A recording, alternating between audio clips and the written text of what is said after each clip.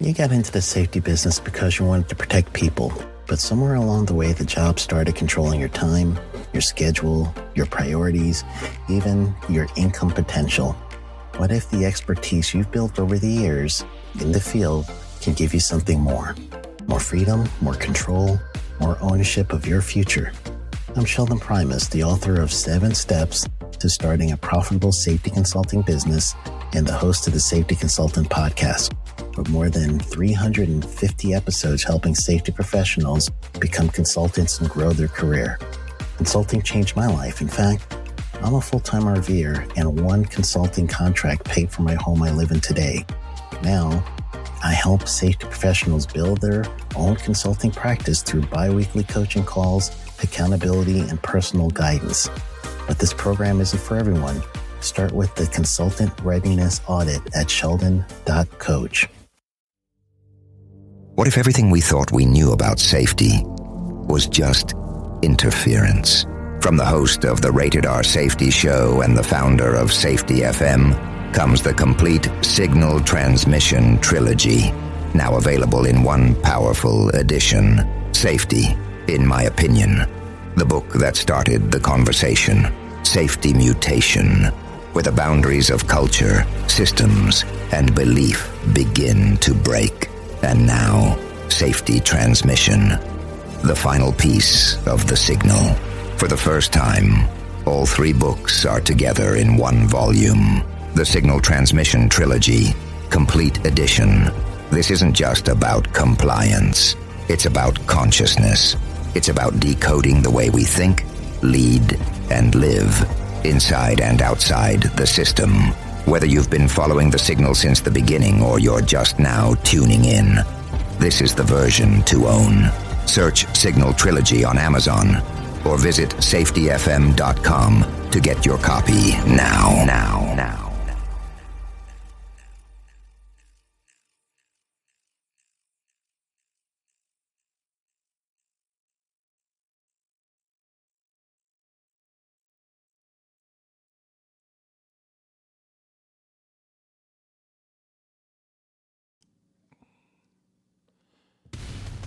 How you doing? It's Safety Wars for Tuesday, February 24th, 2026. So just a little bit of note, we're going to be doing a watch party on Rumble with the State of the Union party. Yeah, well, it is a party. State of the Union program tonight for February 24th, 2026. We'll see how it goes here. First time I'm doing this with a live event. It will be broadcast on Rumble because, you know, you do it on the other platform, YouTube. Pretty good freaking chance you're going to get booted there. And just as a reminder, we have, anything broadcast from Congress is non-copyrightable. So if there's any, well, that's a violation of copyrights. No, it isn't. With that. But anyway, what are we talking about today? We're getting back to Department of Labor and EPA type stuff today, and at the tail end, if I run out of time, we'll go into some of the other stuff. Our programming last week. Let me start out by saying congratulations, all of Team USA. The hockey team is really good, men's and women's. A little bit of controversy there because a lot of the women, it was like considered an afterthought, and maybe there's some truth to that. To go to the White House and get a invite from President Trump. The men's team was there today. Oh well, there. So a couple of things making the round on social media, and like our intro says, we're not usually part of the story. Sometimes we are. So every year at about this time for the last 5 years already, there is a thing going out with a umpire at the Rockland Boulders game getting thrown out of the game. There's always a debate. Oh, was the person thrown out or not? Was the umpire thrown out? Did he make contact? Did he do this? Did he do that? Okay, I'm here to tell you this. You see this story going on? We were involved in that. My wife and son and daughter were at the game, first base line, about 20 foot, right, we're front row, right behind the dugout. And this happened like right in the front of them. Did the umpire make contact? The answer is absolutely yes. Did make contact with the player and was subsequently thrown out, resulting in an hour and a half long delay there. Now, again, why is we covered the. I've always said here and elsewhere that the right, this whole thing, protect your children. Wherever there are children gathered, you have. I'm going to put it right out there. I'm going to say it. Perverts out there. You're going to have people out there, whether they are teachers, clergy, any number of things. An old coach of mine, right, from track and field, ended up in a sting with the police. Ended up spending like 5 years in jail for messing around. And this was one of my college coaches. Ended up out there in 5 years in jail for a situation with that. And here, it's a part of a larger network. I'm going to tell you, if the people are looking at inappropriate movies dealing with children, we'll leave it at that, right, to get past the filters here. If they're doing, chances are there's somebody in there with that. So, for example, a lot of these sports my children are involved in, right, they put up no parents allowed in there. They said, look, we can guarantee our staff background checks, drug tests, you name it, we do it here. Everything. We don't know who's coming in here. How do we know a parent? What are we going to do? We have 300 children signed up here for whatever sport program. We're going to check. We can't have everybody here, right, watching practice, especially with the young women here, their sports teams. Wherever there are children, there are these people. You're not going to get around it. And even though they may not be formally part of a network, which I'm telling you, there's a global network here with these situations. They are part of it because if they're being customers, they are. So, I mean, some of the stories that are out there, I absolutely believe. I'm involved in a case that goes all the way back to my high school days here with this situation. How deep I can't go into it, but I tell you what, there's because they had a network set up in the community that I lived in. They meaning certain adults. Again, I'm not a victim of that. I'm the victim, and I don't claim victim status here.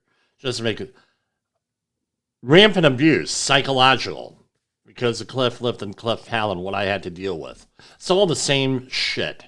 How people go through psychological abuse is psychological abuse. It's just a matter of degree of how bad it is with that.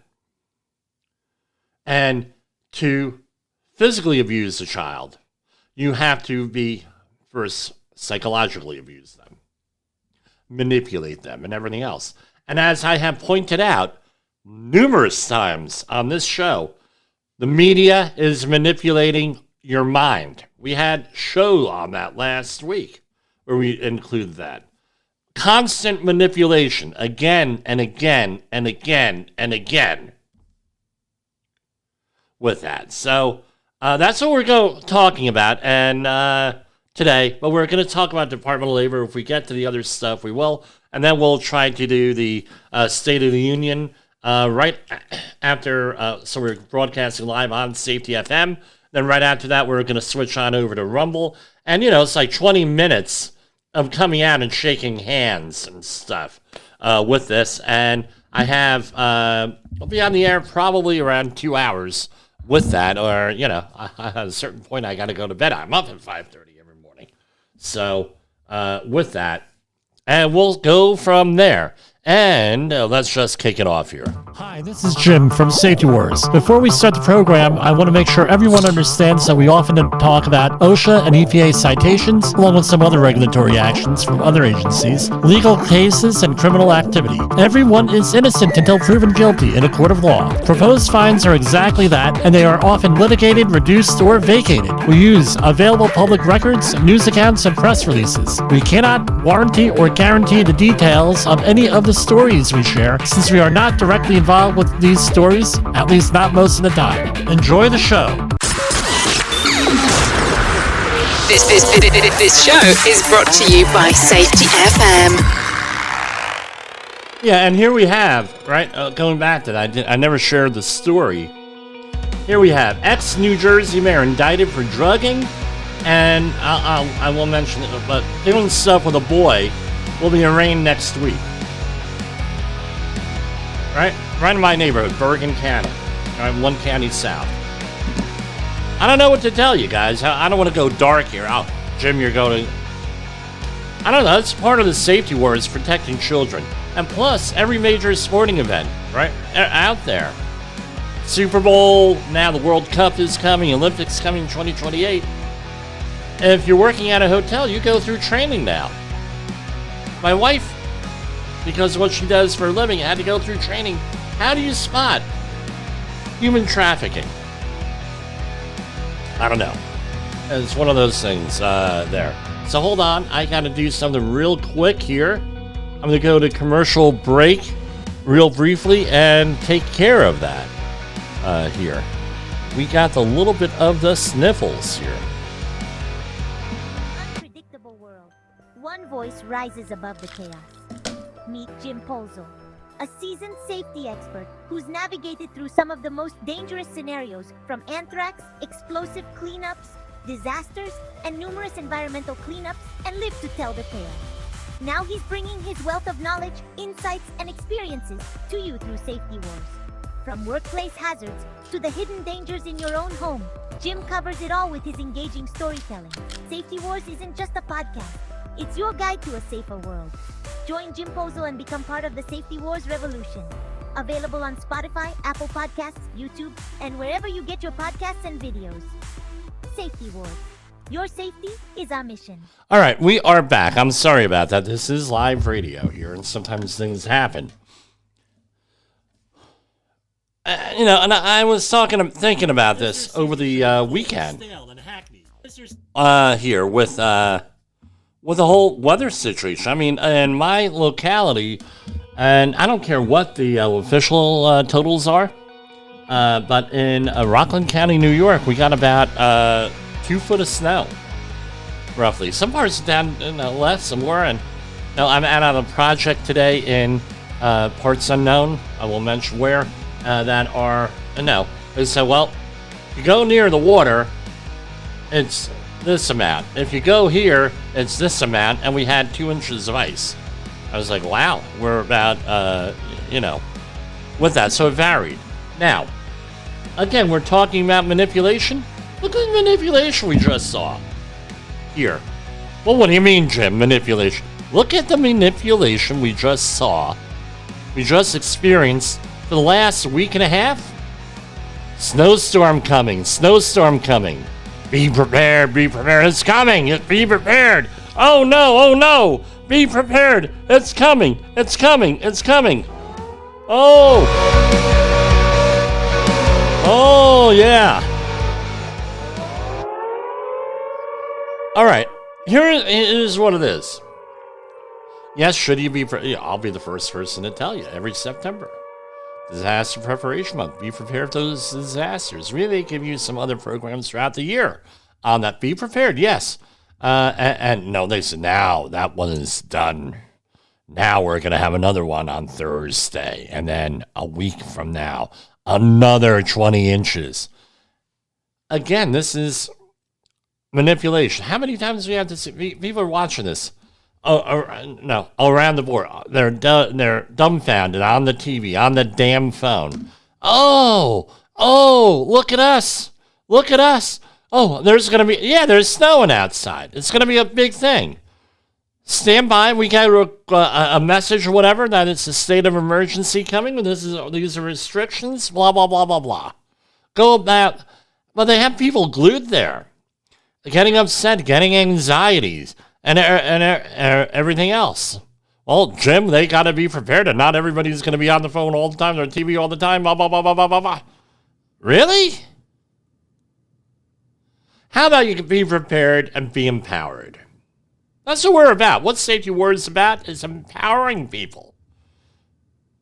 It's not to freak anybody out or anything like that. It's about empowering people to do the right thing, empowering people to protect themselves, empowering people for everything else that they need to do. And that's what we're all about here on Safety Wars. Empowering you, empowering your community. I don't know, it's just ridiculous, the stuff that's going on. Now, okay, Department of Labor news, that's where we were. All right, so it's been updated several times. Let's do a share screen here, and we'll go from there. There we are. Right now, you can read that. We're going to hear about it. Jim, Jay Allen's going to hear about it. Oh, Jim, man. Gotta calm down. I'm not going to calm down. I love Jay. And he's usually right. I got to calm down. But, nobody else gets this. Now, here's the other thing here. What are we doing here? And I know I'm jumping around here. What are we doing here? It's like I'm riddled with ADD today, ADHD today. Here. Make safety exciting. How's that? There's a novel concept for you. And with that, this March 1st, next week, coming right up, what do we have? Safety love songs. Available on YouTube and Spotify and on Apple Music. You guys, you cannot continue. You safety folks, boring, right? Boring content. You can't do that, right? It's like a former acquaintance of mine, Reed Buckley, William F. Buckley's brother. He had the school is still there in Salem, South Carolina, I think it is. The Buckley School. If your content is boring, if your content is dry, if your content doesn't draw that person in, the audience in, that's your own fault. That's not the material's fault. Here. Really, it isn't. You gotta, again, does the person in the audience feel empowered? I hope I'm empowering you with knowledge, with support. I've been there before, chances are, with what you're dealing with. So let's go back to the Department of Labor. U.S. Department of Labor cites Alabama contractor for exposing workers to sewage gas. We mentioned this last week with us, and they are, as it says on here, the information on some news releases may not reflect the current or final status of a case. I think that they did this because of this program here with that, because I have called up on occasion and say, hey, what's the full story? Well, you got to do a Freedom of Information Act request, or you got to wait here until this is settled to find out more. A U.S. Department of Labor investigation found numerous safety hazards at a Mobile work site where Construction Labor Services Incorporated workers were exposed to sewage gases, resulting in 2 fatalities. We covered this last week. That, we believe, is a temporary employment service.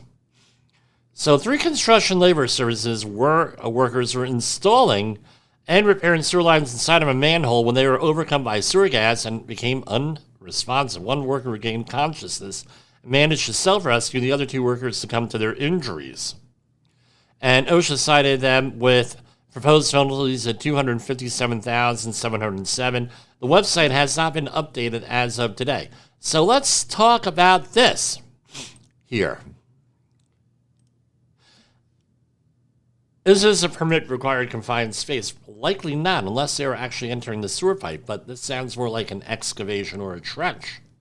And what people forget is that an excavation or a trench needs to have air monitoring. It needs to be assessed. You need to develop things.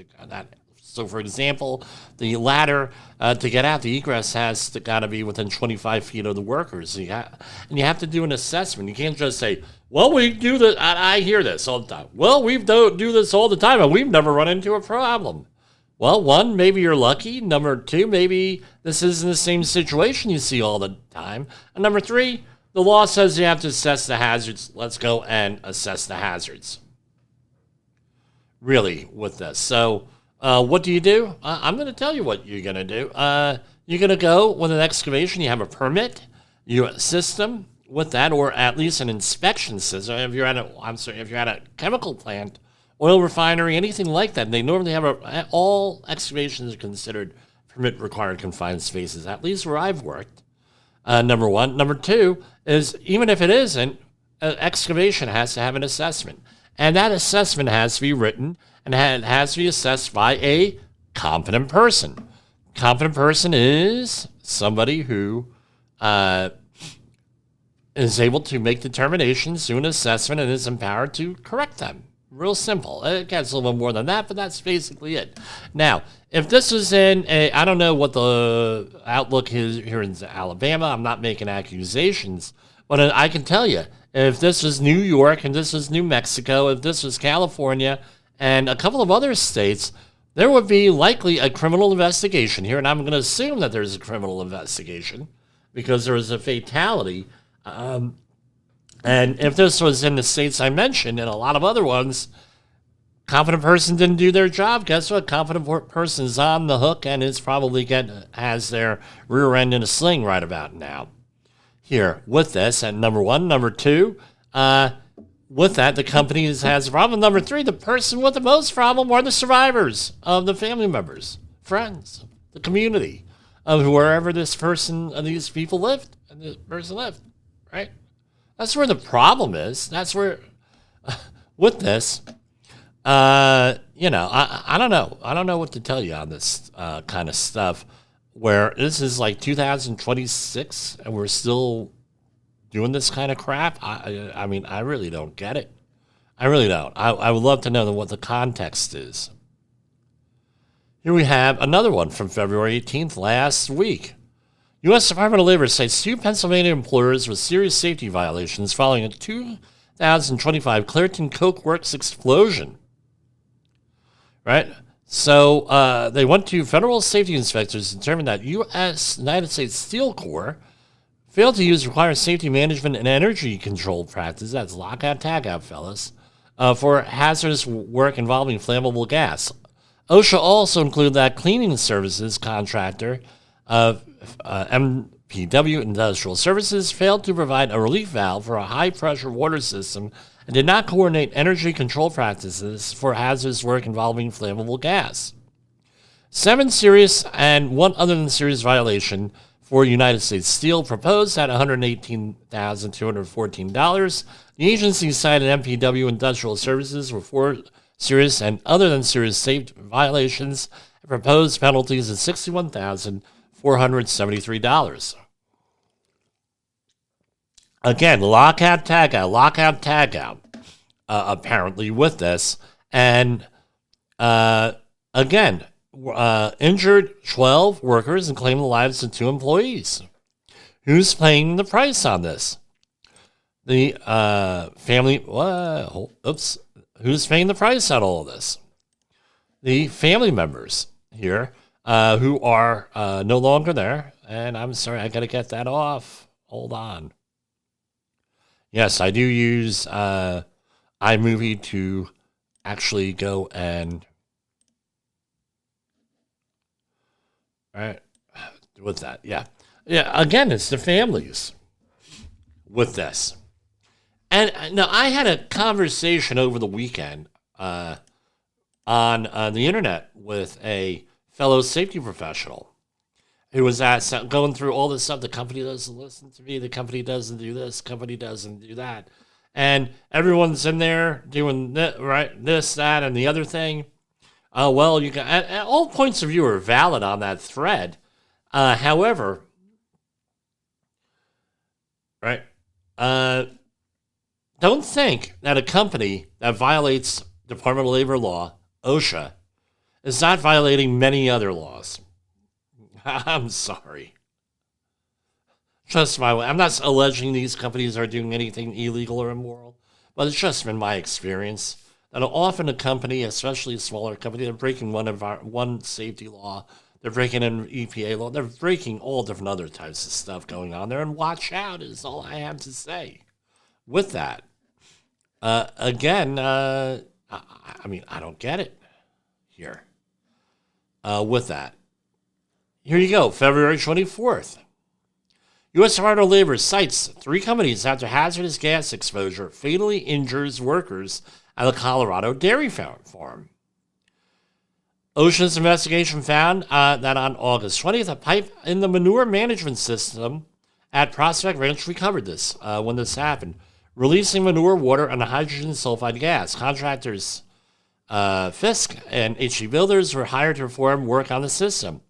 A Fisk employee and a Prospect Ranch employee attempted to stop the flow but were overcome by the gas. Consequently, 3 more Fisk employees and 1 Prospect Ranch employee entered the pump room, which led to the total loss of 6 workers. HE Builders employees were present but unharmed. And they were, OSHA cited the Prospect Ranch for serious violations, including failure to protect, these are all proposed, workers from atmospheric hazards, have a written HAZCOM program, and train workers on methods to detect hazardous gases. The company faces $132,406. The agency also cited Fisk for serious violations, including failure to protect employees from hazardous atmospheres, failure to provide hydrogen sulfide detection training. OSHA proposed $99,306 in penalties. HE Builders was cited for violations including failure to have a written HAZCOM program, failure to provide training in detecting H2S, for which OSHA proposed $4,897. Again, all very simple things. How much does a hydrogen sulfide monitor go for? Usually you get them as 4 or 5 gas things. So you would be measuring for oxygen, because oxygen's the most important. Oxygen, without oxygen, none of this shit works. Number 1. Number 2 is going to give you a lower explosive limit. Number 3, hydrogen sulfide, lower explosive limit. Typically, the industry standard for non-confined space entry is usually 10%, like it is for confined space entry. And then what happens is, at 10% of the lower explosive limit, that's the limit in air where something becomes explosive. So you want 10% of that. And what ends up happening is, what ends up happening with all of this stuff is this. How much do those monitors go for? They start at about $800, $900 last I checked. Last time I had to buy one. They are available for rental. They're available for sales. If you're selling that stuff and you're looking for a plug, give us a call here, 845-269-5772. I will give you a plug for that, for a price, right? Ad revenue here.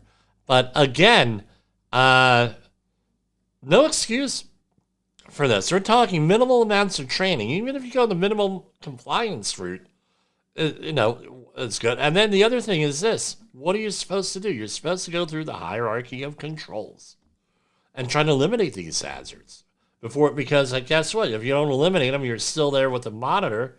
You're still being exposed, even though that's better than not having a monitor with that. Again, I don't get it. I don't get it. Again, this seems like, here, let's see.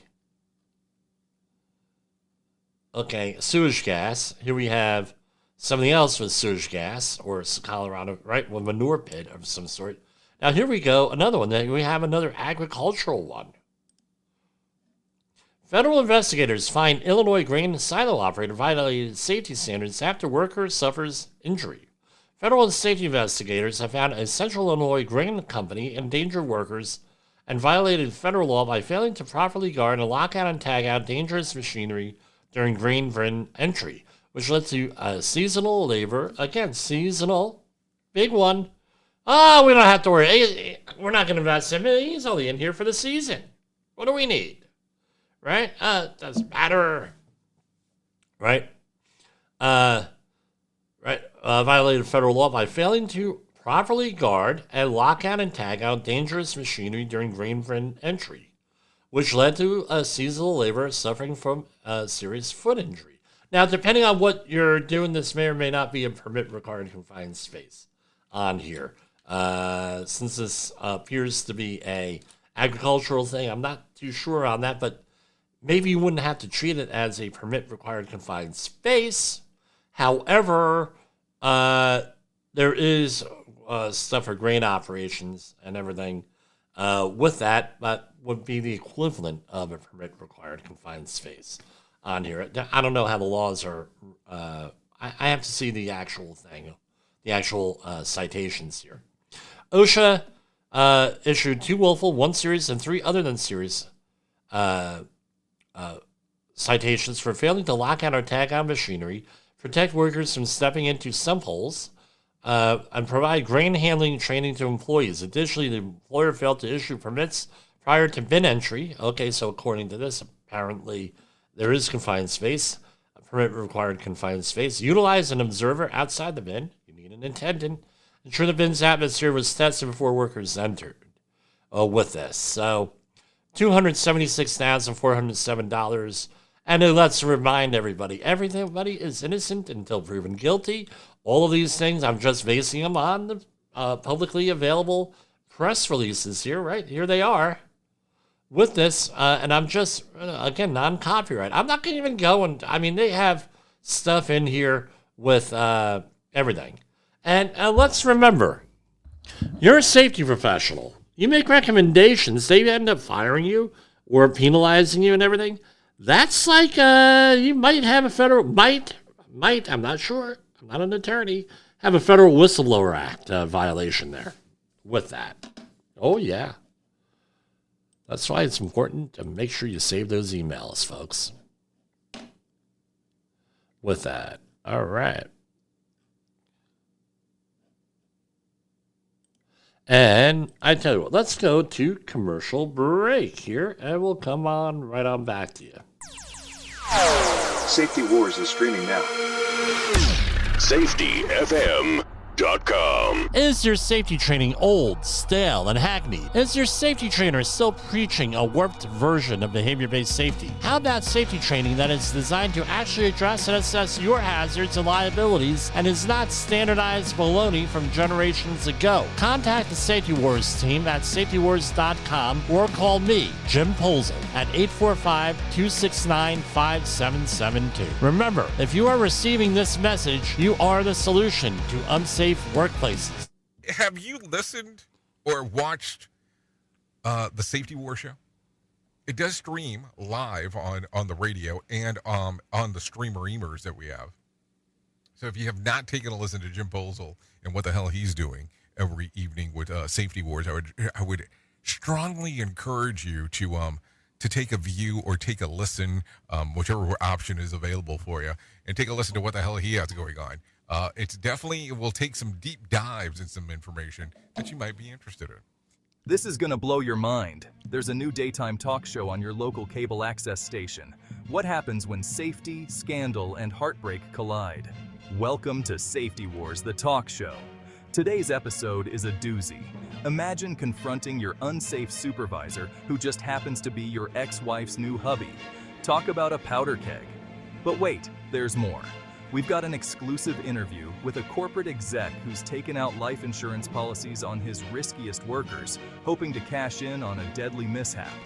Yup, you heard that right. It's a real-life plot twist you can't make up. Tune in as Jim Posel, CSP, our very own Jerry Springer of Safety, dives deep into this explosive confrontation. Sparks will fly and secrets will be exposed. Catch the full episode on Safety Wars on YouTube and your favorite podcast platform. Don't miss out on the drama that could save your life. Like and share now, and stay safe, folks.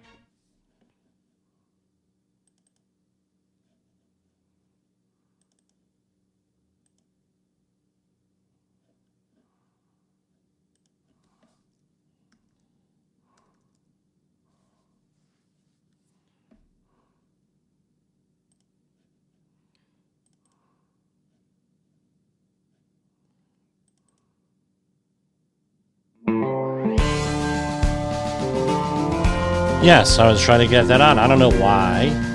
I like that. It's like a Western Adventure is title of the song. Yes, we are back.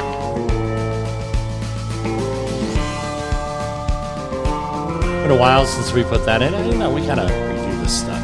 Again, do you believe that we're coming up on our anniversary next week? What is it, 527 programs? Usually these things, and I believe it was Jay Allen that said this, so great Jay Allen, the head of our network here, who said, now most of this shit doesn't last after 20 episodes because people realize that it's real work. Here we are 520 some episodes later. Yes, it is real work. And it is hard, So you hear these radio talk show hosts that say, and they have guest hosts on, oh yeah, I'm going on vacation, so we're going to have this. And they say, well, how much stuff should I have? And the person says, bring it all. Bring everything. Have more than what you need. Blah, blah, blah, blah, blah. Oh, really? And then they do one program, they're like, oh, son of a gun. They're about halfway through, they ran out. Let's go to the callers. You know? They run out of material. There is a lot of stuff going on here. So we have not, there's a lot of material you can get through this. So we're going to head on over to the US EPA, EPA.gov. Let's see what's going on over there. And we haven't been here for a while. So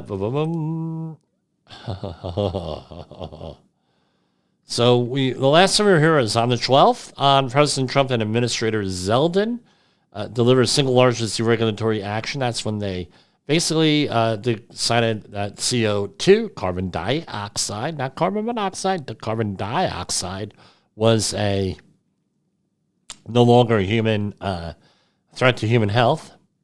Here's some of the thing right from February 13th. Leaders and Americans across the country applaud the single largest act of deregulation in history with this. I don't know if we covered with this here, but everybody's, of course, everybody's saying how wonderful this is. And I noticed an R after their name here with this. And a lot of other organizations here with this, energy-related sectors that are nonpartisan, things saying, oh, how wonderful this is. Okay, well, we'll see what this is. And what's my position? I'm not saying that Safety FM is that it's real simple. Public choice, the public choice theory. There were funds available for all this research and everything else starting in 1980, the summer of 1987. And this was talked about a couple of years prior to that because you had somebody named Al Gore, who was a senator from Tennessee, who was running for president and he needed a platform. And this was the platform that he had. And he developed all different types of stuff, wrote a book, Earth in the Balance, and this was all the stuff to foster his political career. And once funding became available, guess what? You keep on pushing this stuff again and again and again until he became vice president. And it really went into a big, long history there. And they ended up, funding was available. So guess what? This is where it was going to be. Hey, if you say this is global warming is a horrible thing, guess what? There's going to be somebody out there. There's going to be somebody out there who's going to got this money available. Because we do know research dollars drive a lot of this stuff. And then in 2001, when the IPCC report came in, I believe the one before that was 1996, again, there was evidence. I documented it in graduate school. Other people documented there's evidence of maybe this is politically motivated here for various reasons. I mean, if they're willing to go, and I mean the globalist leaders are willing to do stuff with children like we've been talking about for the last 2 or 3 programs, they're willing to do almost anything, these people, with this, right? Everyone, it was like the biggest Columbus egg in history. Yeah. Oh, there's a global network of pedophiles out there. Yeah. Well, everybody knows that. Well, people have been saying that for a long time, have been criticized and marginalized. Well, guess what? It was all, I'm not saying Epstein allegedly did everything, but it was one of the nexuses here. Well, they're willing to do anything with this stuff. But anyway, I digress. With that, it's all tainted, it seems like. I'm sorry, I'm not calling people evil. A lot of, they sincerely believe that. They're well-intentioned, morally upstanding people that get wrapped into this stuff. Just like on the other side with the anti-global climate change people. Same thing. Oh, well, hey, if I can work for an oil company, I can work for an industry that pushes it. Guess what? I'm going to do it. You got to put food on the table. You got to pay that mortgage. Got to have a place to live.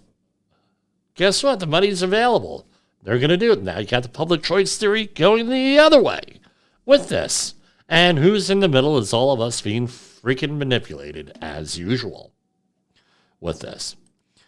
Now, here we have another press release from the 13th. Here. US EPA, this is from their Road Region 1 office. The US EPA will conduct comprehensive reviews of completed cleanup work at 8 national NPL Superfund sites across New England this year. So periodically, there's 5-year reviews on Superfund sites, NPL sites, and NPL sites. And again, when you're done doing these cleanups, there's often long-term monitoring with this. Very rarely is there, we're going to do the cleanup, and then we're going to go and we're going to leave it be. And no, there it goes. There's always some kind of ongoing monitoring. I am aware of some sites where there is not ongoing monitoring with that, but this is it, basically. Callahan Mine, Coakley Landfill, Durham Metals, Eastern Surplus, Pine Street Canal, and Savage Municipal Water Supply. Let's look on that one since this is a municipal water supply. And let's remember the PRPs for most job sites do include the government. EPA to review cleanups here, blah, blah, blah. Press release here. And this is Savage Municipal Water Supply, Milford. And what's the updates on here? All right, they mentioned here site documents. Key documents. And looks like 2017 is the last document here with it. Okay, so let's see here. Cleanup activities. There we go. Background. This site includes VOCs and metals groundwater plume that generally extends from the intersection of Route 101 and Elm Street eastward to approximately 6,000 feet. It is roughly bounded on the north side and it goes on and on and on. Major contaminants of concern include benzene, 1,1-dichloroethylene, and a very long list of stuff. Site and surrounding area is generally flat. Residents are located north of operating Unit 1. And 4 industrial plants are situated to the west of previously operational Savage Municipal Water Supply. And from the 1940s until the 1980s, processed waters and waste from these 4 industrial sites were released untreated into the ground or to surface waters flowing through the site. And then starting in 1983, they started doing, which is about the time frame, and what's been done. It was such a danger that 16 years later, they started the cleanup. Right? and went on and on and on. And again, quarterly groundwater sampling in deep bedrock walls will continue until July 24. And then, again, what's the current site? Its site is being addressed through federal, state, and settling defendants' actions. There are currently no unacceptable risks to human receptors or the environment. A municipal water supply provides potable water. I'm just reading them as it is, folks. A municipal water supply provides potable water for the residential commercial properties impacted by contaminated plume. Sampling is conducted on a regular basis to ensure that existing residential bedrock wells are not impacted by contamination from the site. No contamination has been detected in any residential bedrock wells have been sampled in or near the site. There. And again, they have use limitations, everything. That's how this goes here. So what does that mean? You can go over here to Superfund site, the Superfund website, epa.gov/Superfund, and they have, here you go, sites where you live. Right, you click on that link, and you have national priorities list, Superfund alternative approach sites. So the NPL list here is the I forget how many sites it is, but here's the map. These are all the NPL sites, national priorities list sites, and with that, so let's go over here to select a state. Let's go over to New Jersey. Go. And here are all of the sites in New Jersey that are on national priority list and Superfund alternative approach sites. Let's see. Sparta Township. There's one. Bridgewater, Millington, Sayreville. This one I'm familiar with, Atlantic Resources. That's right in almost my hometown. Berkeley Township, Howell Township, Frick Township, Bridgeport. And there are, oh wow, what a surprise, 158 things. So here we have Marlborough Township, Burnt Fly Bog, Edison, a chemical insecticide core. Let's see, what else? This is all where I used to live. Anything?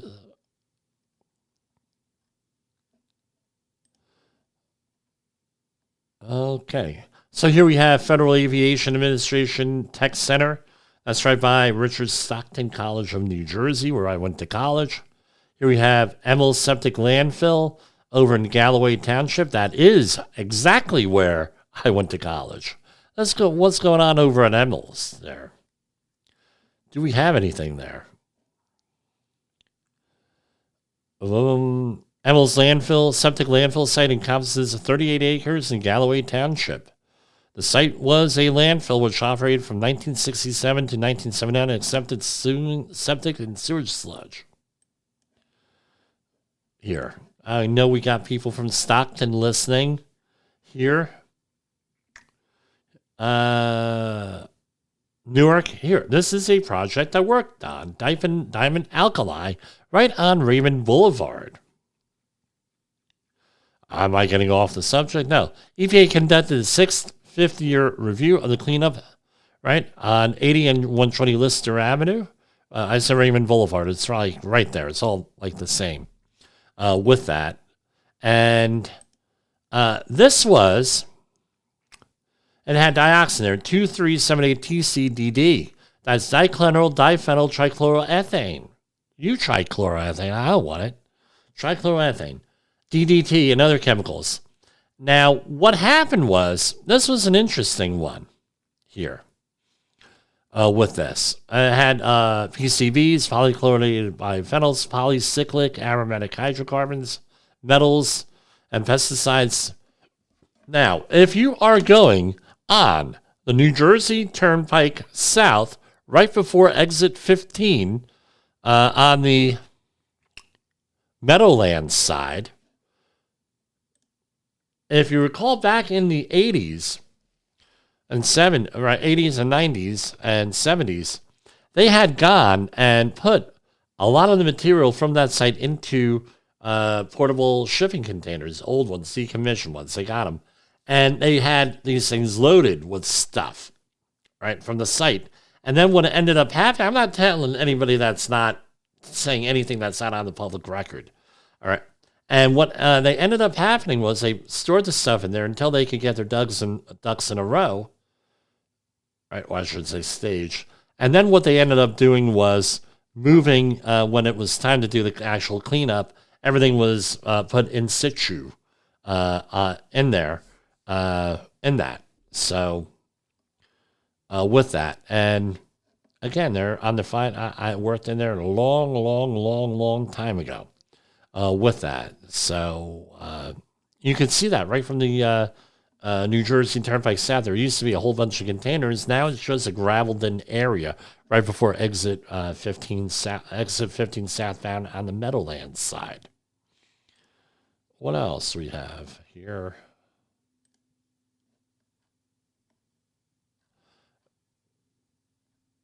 Manville, that was another job I was on for a couple of days. With that,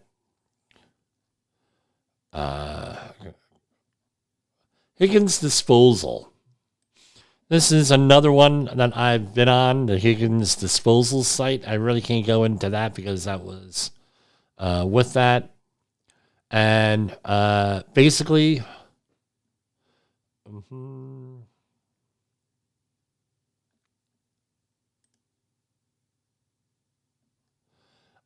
here, you can read this right here, right on this. With that, what's been done. And this was the one I was involved in. Excavation of 34,000 tons of contaminated material, 16,000 containers of laboratory glassware, plastic, and metal containers and drums from the on-site landfill. Guess who was in charge of locking all those in? 16,000. Jimmy, you logged into 16? Yeah, I logged in and took pictures of every one of those too on 35 millimeter film. Moto Photo loved us with that 16,000 photos. It was actually more photos because you have job site photos, but a lot of stuff out there with that. But again, we're reminiscing here. A lot of Superfund work out here from my younger days. And what's my point? My point is this, with this. Why do I discuss this? We're problem solvers here. These sites all had their issues, had their safety issues, had their environmental issues, so we overcame every one of them. Every one of those problems was overcome. And that's what we're talking about here. How do you overcome problems? How do you feel empowered? How do you do everything? You know, that's part of what we do here with this. Come up with solutions. Don't always, make safety exciting here with this. So that's Superfund. They're doing with that. And EPA to hold public meeting today to discuss technical assistance needs for the community water at near Hercules Superfund site with that. And this was in Atlanta. All right, so if they have anything else to report, we'll do that. There was another one, I thought, here. EPA announces a path forward to revamp the Clean School Bus Program to provide safe, affordable, and efficient transportation for America's youth. If you recall, if you're a longtime listener, Biden administration was out there promoting, right, all of the buses to be alternative fuel buses, right? Since 2021, the Biden-era program has forced unsafe and unreliable electric buses onto American schools. There are multiple well-documented examples, one particular bus manufacturer failing to deliver buses altogether, despite preemptively receiving tens of millions of tax dollars from this program. To fix these issues, the Trump EPA will seek public input on the availability, costs, and performance of alternative school buses and technologies. This feedback will help reform the program to bring back consumer choice back to buses, deliver results for American families while fulfilling the congressional intent. Right, poor management, according to Administrator Lee Zeldin. Poor management, clean school bus program has been a disaster of poor management and wasteful spending of taxpayer dollars. Right, big surprise on that. And where are we time-wise? Let me check the time on here. 53 minutes after the hour. And EPA continues to reverse Democrats' war on beautiful, clean coal. You gotta love this. Beautiful, clean coal. Finalizes a repeal of costly restrictions on baseload power generation. This is from the 20th. While at Mills Creek Power Plant in Kentucky, U.S. EPA announced a finalization of a deregulatory action to ensure affordable, dependable energy for American families and restore American energy dominance. Today's final decision, EPA repealed by the Biden administration's 2024 amendments to the National Emission Standards for Hazardous Air Pollutants. Coal and oil-fired electrical utility steam generation units, that's EGUs, a rule commonly known as the Mercury and Air Toxic Standard for power plants. By doing so, the EPA will enforce existing highly effective and robust MATS requirements, which will ensure public health and the environment are protected without compromising America's energy or economic prosperity. The final rule is expected to save an estimated $670 million with that. St. Louis area gets 10 newly trained environmental workers through an EPA grant. Today, the U.S. EPA Region 7 leadership visited St. Louis to congratulate 10 graduates of the St. Louis Community College Brownfields Environmental Remediation Job Training Program. St. Louis Community College hosts an environmental workforce development and job training program that has trained more than 47 students since 2024, including today's 10 graduates. This program is made possible through an EPA Brownfield job training program and serves as an example of how the EPA is empowering great American comeback to provide clean air, land, and water to all Americans. Employers across the region are asking for trained environmental professionals, and this program answers that call. The credentials students earn here translate directly into good jobs, economic opportunity, and everything else. Based on what I know about the environmental industry, after 30 years and 33 years, unless 40 years if you include what I worked with my uncle in high school, we'll see. Here, right? St. Louis Community College's Brownfields Environmental Remediation Job Training Program is tuition-free for accepted students. The program provides 20 licenses and certifications, including high-demand certifications such as 40-hour HAZWOP, OSHA 10-hour construction and safety. That's outreach. So let me put it to you this way. We supply those. We do those here. You don't have to go to that program. You could go to us. Asbestos abatement and lead abatement and more with that. Again, we can't guarantee you a job, but yeah, we got a lot to say about that. Well, we're going to save that for another show here. For the Safety FM network and Safety Wars, again, we're coming right on up on Rumble at the Safety Wars on Rumble. Right after this. This is Jim Polzel signing off. I hope to see you tomorrow.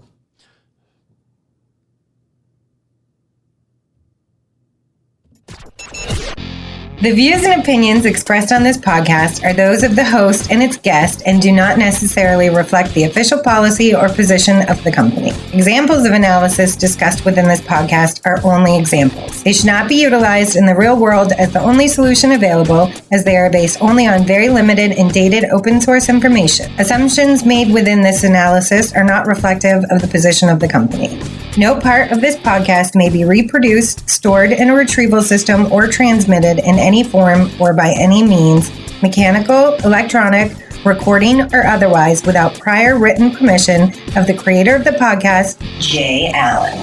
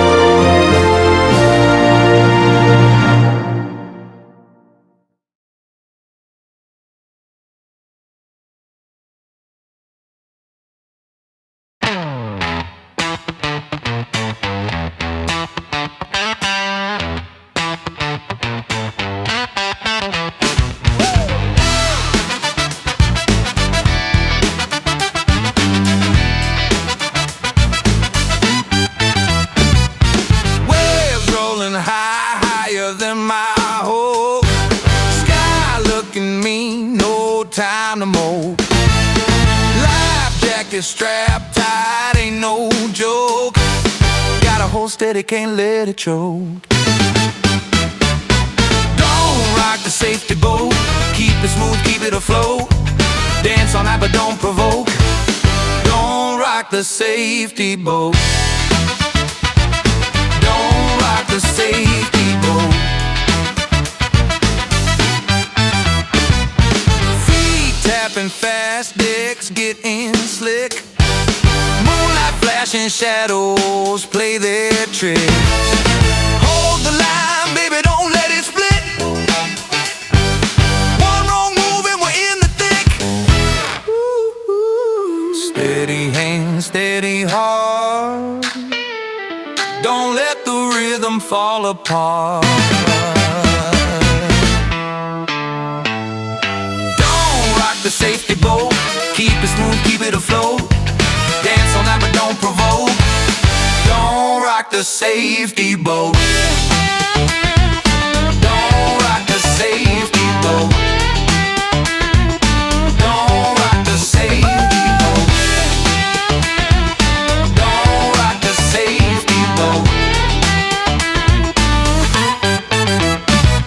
Shake it loose, but hold the rails. Groove so hard it tips the scales. Feel the beat beneath your feet, but don't let it knock you off your seat.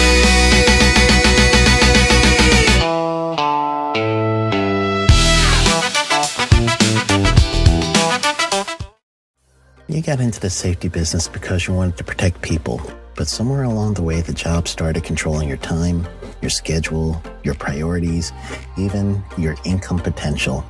What if the expertise you've built over the years in the field can give you something more? More freedom, more control, more ownership of your future. I'm Sheldon Primus, the author of 7 Steps to Starting a Profitable Safety Consulting Business and the host of the Safety Consultant Podcast, with more than 350 episodes helping safety professionals become consultants and grow their career. Consulting changed my life. In fact, I'm a full-time RVer, and one consulting contract paid for my home I live in today. Now, I help safety professionals build their own consulting practice through bi-weekly coaching calls, accountability, and personal guidance. But this program isn't for everyone. Start with the Consultant Readiness Audit at sheldon.coach. What if everything we thought we knew about safety was just interference? From the host of the Rated R Safety Show and the founder of Safety FM comes the complete signal transmission trilogy, now available in one powerful edition. Safety, in my opinion, the book that started the conversation. Safety Mutation, where the boundaries of culture, systems, and belief begin to break. And now, Safety Transmission, the final piece of the signal. For the first time, all 3 books are together in one volume. The Signal Transmission Trilogy, Complete Edition. This isn't just about compliance. It's about consciousness. It's about decoding the way we think, lead, and live, inside and outside the system. Whether you've been following the signal since the beginning or you're just now tuning in, this is the version to own. Search Signal Trilogy on Amazon or visit safetyfm.com to get your copy now.